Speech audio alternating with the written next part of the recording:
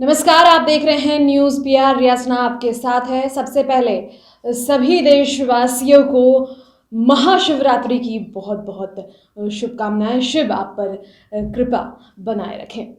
चलिए आगे बढ़ते हैं। चूँकि ये ताज़ा होली प्रोग्राम है तो हम रोज़ आपको नई नई कहानियाँ सुनाते हैं।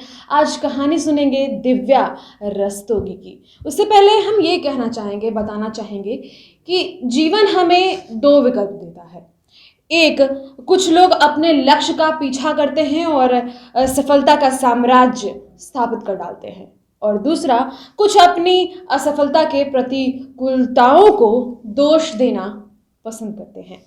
कायदा से देखा जाए तो जीवन हर किसी को अपनी इच्छाओं को पूरा करने का भरपूर अवसर देती है। बावजूद इसके हम में से अधिकांश संभावनाओं को समझने में देरी कर देते हैं और अवश्य कदम उठाने में शिकायतें भी करते हैं। लेकिन आज हम दिव्या की कहानी सुनेंगे। दिव्या ने 42 वर्ष की उम्र में अपनी मन की इच्छाओं को पूरा करने का कोशिश किया, और उसके बाद वह जिस तरह से फला फूला, उसने उन्हें 250 करोड़ रुपए का टर्नओवर दिलवाया। क्या है दिव्या की कहानी, चलिए जानते हैं। दिव्या एक बहुत ही पारंपरिक फैमिली से बिलोंग करती थी, शादीशुदा थी और उनके 2 बेटे भी थे, एक बड़ा एक छोटा। और बड़े बेटे को कॉलेज भेजने के बाद उनके पास काफ़ी वक्त हुआ करता था।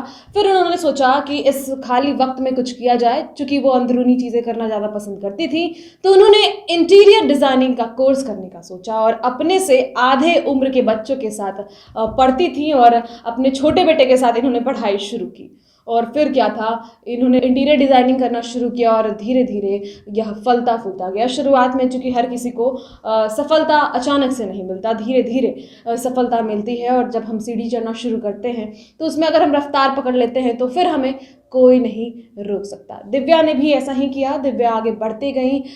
वो सिर्फ टर्न की जैसी प्रोजेक्ट्स लेती थी, इंटीरियर डिज़ाइन करती थी। अब वो चाहे एक किचन डिज़ाइन करना हो, चाहे कोई ऑफिस डिज़ाइन करना हो, वो सब कुछ खुद से ही करती थी। आपको यह भी बताएं कि 2004 से इनकी शुरुआत हुई और अब तक 2050 से भी ज़्यादा प्रोजेक्ट ये कर चुकी हैं। उसके अलावा इन्होंने टोयोटा, कोरस जैसे बड़े कंपनियों का इंटीरियर डिज़ाइन किया है। और आपको बताएं कि हाल ही में इन्होंने एक बड़े गोदाम जो कि 40,000 वर्ग फुट का था, उसे डिज़ाइन किया है। और यह कार्यालय के लिए खाली स्पेस लेती हैं और उसको फुल तैयार कर देती हैं, डिज़ाइन कर देती हैं।